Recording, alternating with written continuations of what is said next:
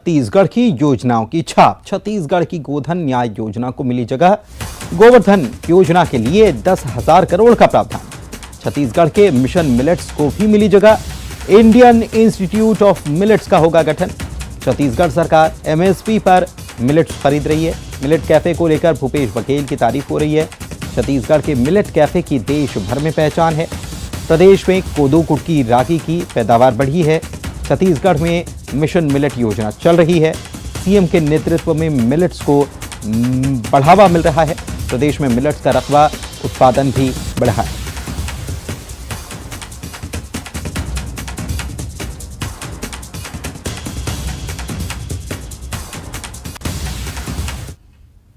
तो बजट में भले ही छत्तीसगढ़ की योजनाओं की छाप दिख रही हो, लेकिन केंद्रीय बजट पर सीएम भूपेश बघेल का बयान आया है और कह रहे हैं कि निर्मला सीतारमण का बजट पूरी तरह से निर्मम है। केंद्रीय बजट से छत्तीसगढ़ को निराशा हाथ लगी है। किसान आदिवासी वर्ग को कुछ नहीं मिला।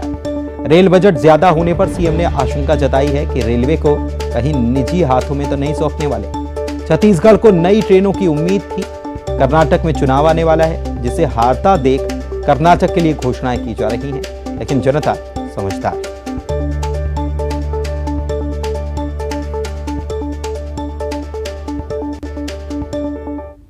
ये निर्मला जी के निर्मम बजट कहा जा सकता है।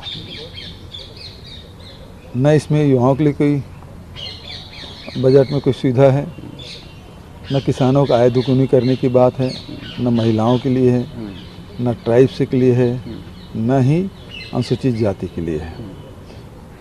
ये बजट कहा जाए तो केवल इस चुनाव को देख के बनाया गया बजट है। इसमें किसी को कोई सहूलियत दी नहीं गई है।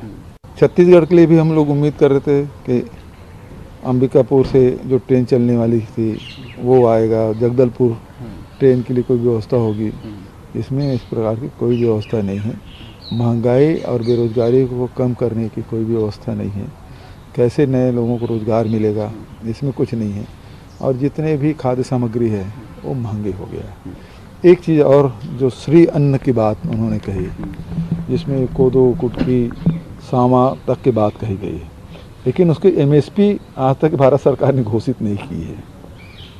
और दूसरी बात यह है कि समर्थन मूल्य खरीदने की भी कोई बात किसानों के लिए नहीं की गई है। तो एक निराशाजनक बजट कहा जा सकता है। छत्तीसगढ़ में निराशा मिली।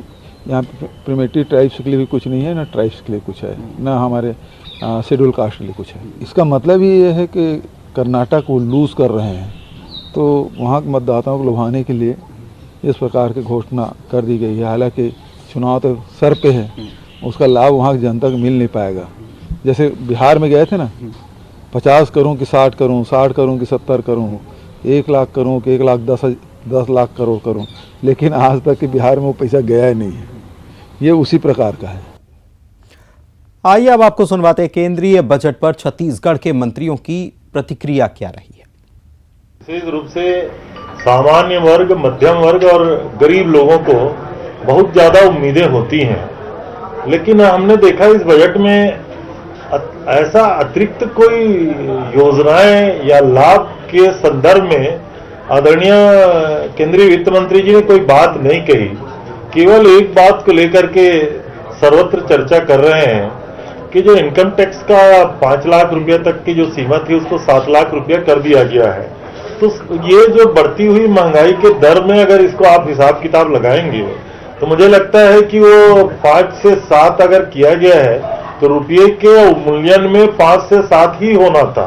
अगर इसको दुगना कर दिया जाता तो सामान्य और मध्यम वर्ग के लोगों को कुछ लाभ होता। कुल मिलाकर के जो देश की आधा आबादी महिलाओं की है, महिलाओं के लिए इन्होंने कुछ घोषणा नहीं किया, मध्यम वर्ग के लिए कुछ नहीं किया।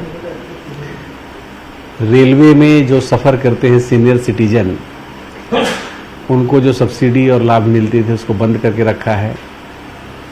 युवाओं के रोजगार के लिए कुछ विशेष नहीं, और महंगाई रोकने के लिए कोई बड़ी घोषणा नहीं। हम लोग हमेशा बोलते थे ये छत्तीसगढ़ का मॉडल है, और भारतीय जनता पार्टी कुछ लोगों को, जैसे तुम्हारा चंद्राकर को अरे बृजमोहन अग्रवाल को बहुत पेट दर्द होता था, रमन सिंह को।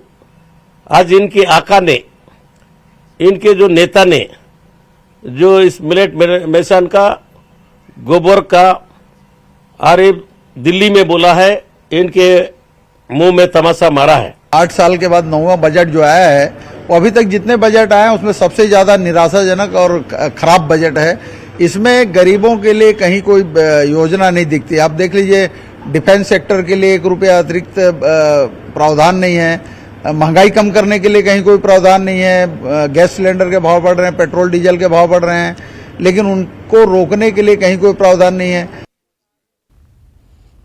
तो कमियां क्या नजर आ रही है कांग्रेस को, ये आपने सुन लिया, लेकिन बीजेपी क्या कह रही है। बीजेपी तो बजट को अमृतकाल का समावेशी बजट बता रही है, सुनवाते हैं आपको। 2023-24 का बजट